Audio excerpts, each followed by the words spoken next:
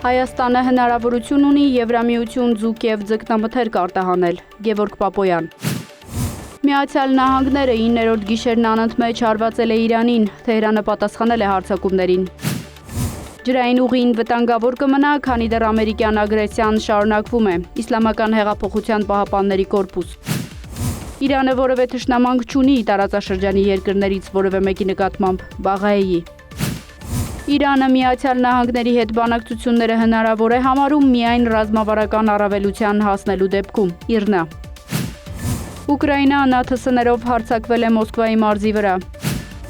Եթե Լավրովի և Ռուբիոյի միջև հանդիպում լինի, ապա Մոսկվան կողջունի, Պեսկով։ Չարլզ III-ն ընդունել է Քիր Սթարմերի հրաժարականը, Մեծ Բրիտանիայի վարչապետի պաշտոնը կստանձնի Էնդի Բըրնհեմը։ Հատուկ գործողություններ Թուրքիայում ձերբակալվել է 31 անձ, այդ թվում Իզմիրի քաղաքապետը։